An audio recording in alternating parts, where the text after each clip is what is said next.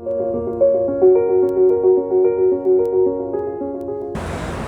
मतलब मैं आपको ये कहूँ, ये मेरा खुद का भी अनुभव है जी कि आप अगर इस प्रेमिसेस में आ गए तो आपके दिमाग में से नेगेटिविटी ख़त्म हो जाती है। देखो आज जो भी आपके दिमाग में कोई नेगेटिव विचार नहीं है, आप हम मिले तो जय श्री कृष्ण साहब, जय श्री कृष्ण, जय श्री कृष्ण साहब, सब जने ये प्रैक्टिस बनाए तो उससे दो फायदे होते हैं साहब कि एक तो कृष्ण का नाम आपके मुंह से निकलता है और आपने एक दिन में 2 दिन में 100 आदमी से मिल लिया तो एक माला पूरी हो जाती है। हरि नाम कभी ना तू भूलो, हरि नाम कभी ना तू भूलो, ये भुलाने के काबिल नहीं है, ये भुलाने के काबिल नहीं है, हरि नाम कभी ना तू भूलो, हरि नाम कभी ना तू भूलो, ये भुलाने के काबिल नहीं है, ये भुलाने के काबिल नहीं है, 4 दिन की है ये जिंदगानी, वो 4 दिन की है ये जिंदगानी, ये गंवाने के काबिल नहीं है, ये गंवाने के काबिल नहीं है, हरि नाम कभी ना तू भूलो।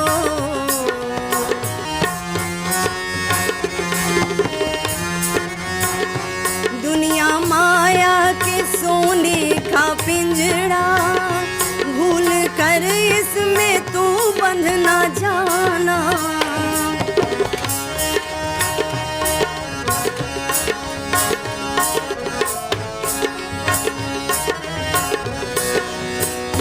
दुनिया माया के सोने का पिंजरा, भूल कर इसमें तू बंध ना जाना, सारे झूठे हैं, सारे झूठे हैं दुनिया के नाते, सारे झूठे हैं दुनिया के नाते, दिल लगाने के काबिल नहीं है, दिल लगाने के काबिल नहीं है, हरि नाम कभी ना तू भूलो, हरि नाम कभी ना तू भूलो, ये भुलाने के काबिल नहीं है, ये भुलाने के काबिल नहीं है, हरि नाम कभी ना तू भूलो। जय सिया राम। जय इस वक्त महाकाल की नगरी उज्जैन में हम मौजूद हैं और ये ऋषि संदीपनी जी का आश्रम है। ये वो आश्रम है जहाँ योगेश्वर श्री कृष्ण ने शिक्षा ग्रहण किया था और महर्षि संदीपनी के वंशावली से ही आने वाले जो उनके वंशावली के जो लोग हैं इस पूरे लगता है आश्रम को संभालते हैं। और इस वक्त हमारे सामने परम पूज्य बाबा जी जगत नारायण व्यास जी हमारे सामने उपस्थित हैं। स्वागत है आपको बाबा जी। जय श्री कृष्ण। ये तो हमारा अहोभाग्य है कि आप ऋषि संदीपनी जी के वंशावली क्रम में आते हैं। यहाँ के महिमा के बारे में कुछ जानना चाहेंगे? बंद कर देना।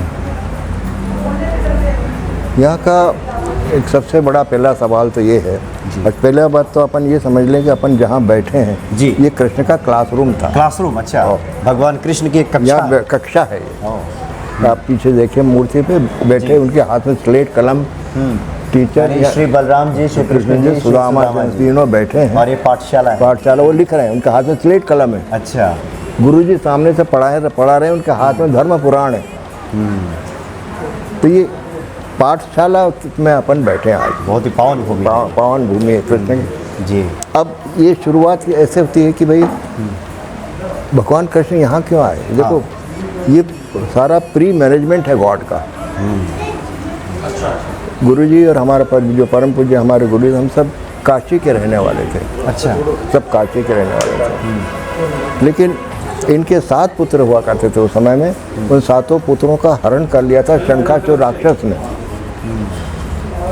तो उस दुख में, उस वियोग में गुरुजी ने छोड़ दी काशी और उज्जैन में आके बस गए। उज्जैन में उन्होंने तपस्या की, पीछे सर्वेश्वर महादेव का मंदिर है, वहाँ तपस्या की, भोलेनाथ सब परिवार प्रकट हुए और गुरुजी को आशीर्वाद दिया कि मांगिए गुरुजी आप क्या मांगना चाहते हैं। तो उनको तो मालूम था गुरुजी को कि नहीं, वो गुरुजी को तो मालूम था। तो शिव जी ने उनको आशीर्वाद दिया कि आप एक बालक यहाँ पर पढ़ने आएगा, वो आपके पुत्र को वापस ला कर देगा। समय बीता, कृष्ण आए, यहाँ भर्ती हुए, क्लास चली उनकी। जब पूरा 64 दिन वो यहाँ पर है, 64 दिन में सब पूरा उनका विद्याभ्यास, यानी 64 दिन, 2 महीना 4 दिन यहाँ पर। अच्छा, तो उसमें सारे पुराण ये सब उन्होंने अपना कर लिया सब। फिर जब अंत समय आया शिक्षा पूर्ण होने का, तो कृष्ण ने पूछा गुरुजी क्या भेंट करूं?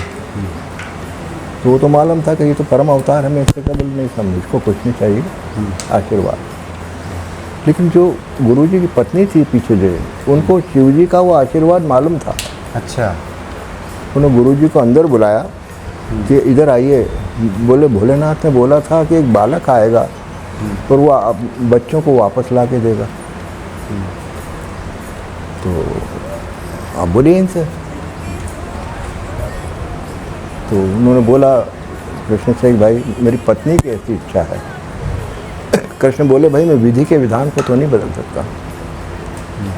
7 पुत्र में से एक पुत्र मैं आपको लाके दूंगा।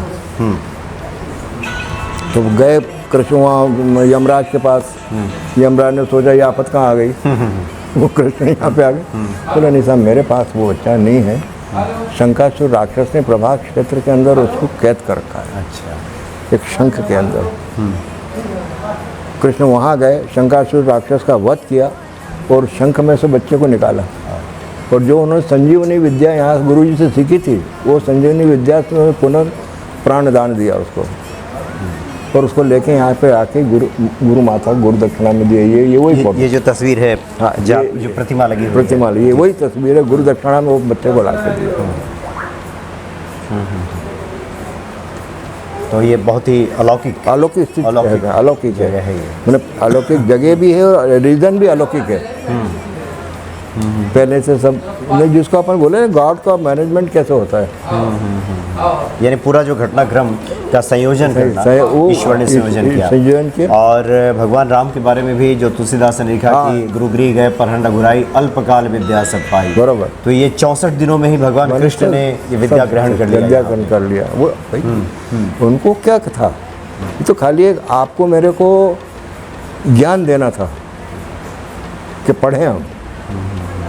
उनको पढ़ने की क्या जरूरत थी?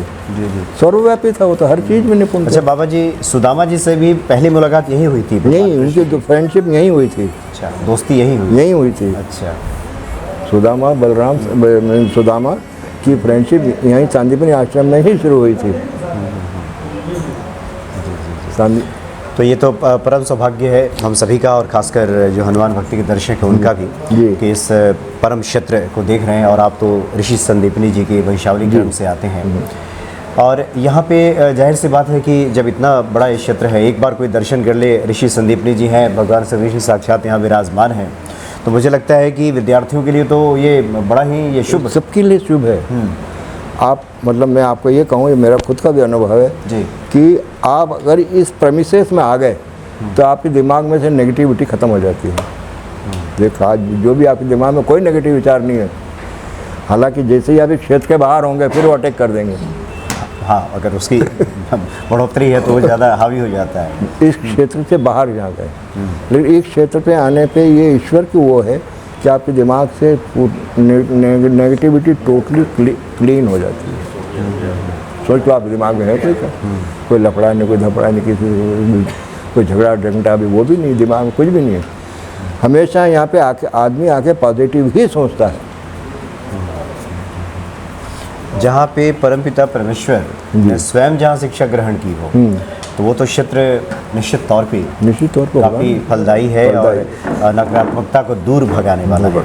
आज के संदर्भ में हम देखें, आजकल के परिस्थितियों में जहाँ पे शिक्षा ग्रहण करने के लिए शिक्षा थोड़ा दूसरे पश्चिमी संस्कारों पैसों से से आगे है। उलझ गई वो सब। जी जी जी।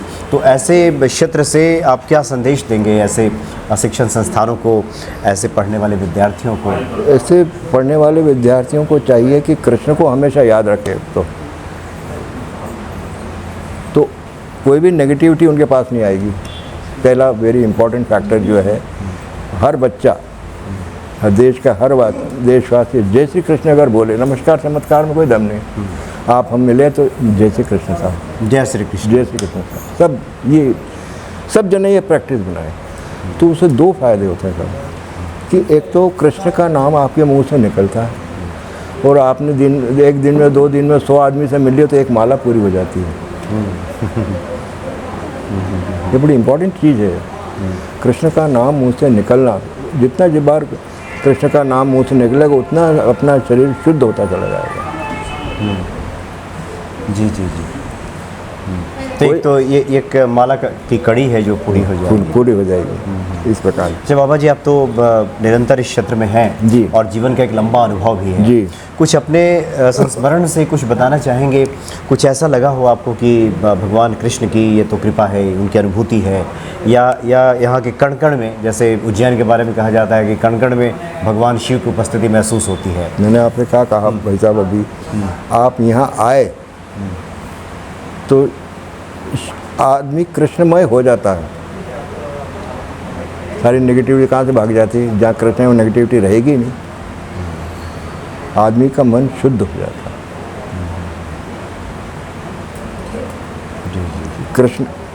कृष्ण के चरण पड़े यहाँ पर, जहाँ पे आप घूम रहे हैं कृष्ण वहाँ घूम चुके हैं, तो या स्वाभाविक रूप से ये स्थान शुद्ध है, परम शुद्ध है। शुद्ध भी नहीं बल्कि परम शुद्ध वर्ड यूज होना चाहिए।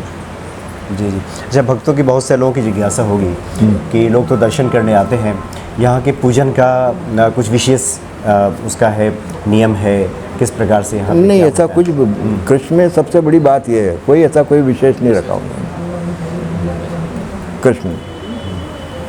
कृष्ण ने तो एक ही संदेश दिया है कि भैया प्रेम से रहो। राधिका और कृष्ण का जो प्रेम, प्रेम से रहो, कभी जीवन में कोई तकलीफ होगी ही नहीं। जी जी।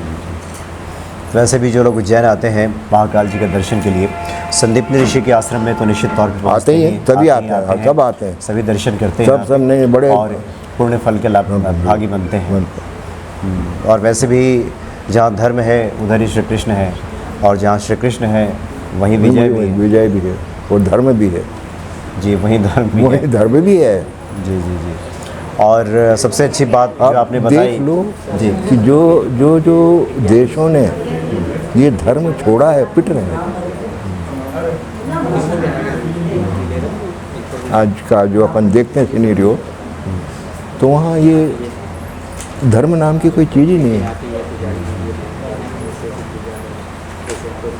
लेकिन जो कृष्ण धर्म को मान के चलेगा, कृष्ण को अपने दिल में बिता के चलेगा, उसके जीवन में कभी कोई तकलीफ होने का सवाल ही नहीं है। मेरा अपना खुद का अनुभव है। जी जी जी। मैं अनक्वालिफाइड एडवोकेट रहा हूँ। अच्छा, एडवोकेट रहे हैं आप? हाँ, अनक्वालिफाइड एडवोकेट। इसका मतलब क्या है? इसका मतलब मैं एक बड़ी कंपनी में लॉ मैनेजर था। अच्छा। और कृष्ण की कृपा से मुझे बड़े बड़े वकीलों से, सुप्रीम कोर्ट में क्या हाई कोर्ट में, सबसे जाने का काम पड़ता था। वो कृष्ण की कृपा थी। हाँ जी, हाँ जी। मतलब LLB आपने नहीं दिया, हाँ, लेकिन लीगल मामला संभाल लेता था सब। ये मेरे जीवन का हकीकत है। 40 साल में रहा डिप्टी मैनेजर लॉ रहा इन बिग कंपनी बांगुर्स में।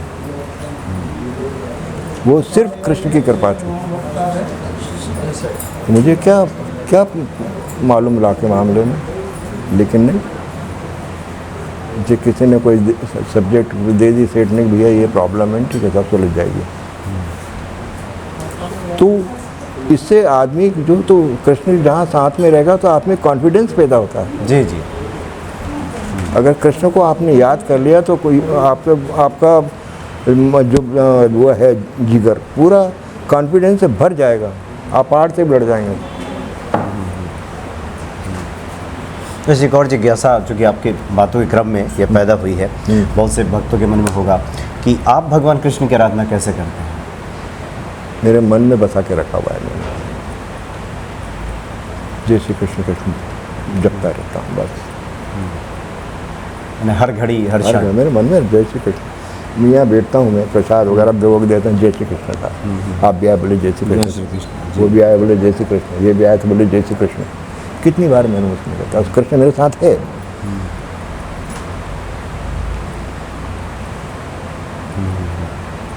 जपत निरंतर हनुमत बीरा की तरह वो भी मैं भी वो बताता हूँ आपको, उदाहरण से ही बताऊँगा। आज मेरे पैर में तकलीफ है, मैं चल भी नहीं सकता हूँ, लेकिन कृष्ण के नाम की वजह से मैं आराम से आता जाता हूँ। फंगस हो रहा है, मेरे पैर लगा हुआ है। जी जी, यानी जिस पे भगवान श्री कृष्ण की कृपा हो उसके लिए तो सारा काम सुगम हो ही जाता है। नहीं, उसको मन से याद करना, दिल में बसाना, उसके बिगैर कोई काम नहीं करना कि चल रहे हो कि नहीं मेरे साथ, कृष्ण को जिद करके ले जाओ, चलो मेरे साथ कि मैं चल रहा हूँ, हाँ। फला काम में आपके साथ चला। ये प्रेम का ये वो है, गहरा भाव है। भाव है। जी जी जी जी जी बाबा। वो कृष्ण की अपार कृपा है हमारे उज्जैन वासियों पर। यहाँ कितना भी कुछ भी हो जाए, लेकिन यहाँ कभी भी एकदम उल्टा नहीं होता। कृष्ण की, महाकाल महाराज की ऐसी कृपा है उज्जैन वासियों पे, कैसी भी विपरीत परिस्थितियाँ हो, लेकिन हम सारे परिस्थितियों से बाहर आ जाते उज्जैन वासी।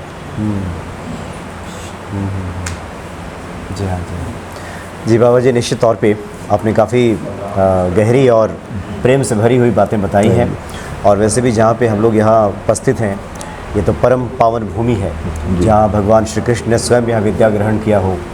और ये आपने शुरू में ही कहा, ये तो कक्षा है, ये क्लासरूम है। क्लासरूम है। और इस क्लासरूम से बैठ करके हम लोगों ने भगवान कृष्ण के बारे में बातें की हैं। और निश्चित तौर पे जो भी उज्जैन आएगा, महाकाल जी के दर्शन और उसके बाद संदीपनी ऋषि के आश्रम में आएगा, वो एक परम अनुभूति का एहसास। कहा ना आपसे, कहा आप इतनी देर से बैठे हैं, आप भी कुछ न कुछ फीलिंग कर रहे हैं अंदर ही अंदर। जी हाँ जी हाँ, बिल्कुल बिल्कुल। ये जगह ही ऐसी है, आपको नेगेटिविटी टच भी नहीं करेगी यहाँ पे। हाँ, इधर उधर के ख्याल है ही नहीं दिमाग में, से निकल जाता है, दिमाग से निकल जाता है, निकल जाता है। और आपने कहा कि बाहर निकलेंगे तो हो सकता है कि वो वापस आ ये जाए, तो कि जिस मात्रा में तो होगी ये आपके जो अंदर। एक प्रेमिसेस होता है,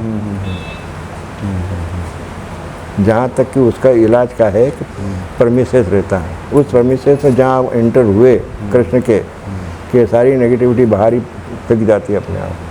और एक और महत्वपूर्ण बात आपने बताई कि कृष्णमय अगर जीवन हो जाए, निरंतर ये मुख से निकले, हृदय में गूंजे, तो फिर तो ये नेगेटिविटी सदा के लिए वो दूर हो जाएगी। बाबा जी, बहुत बहुत धन्यवाद आपका, काफ़ी अच्छी आपने जानकारी दी इस परम पावन भूमि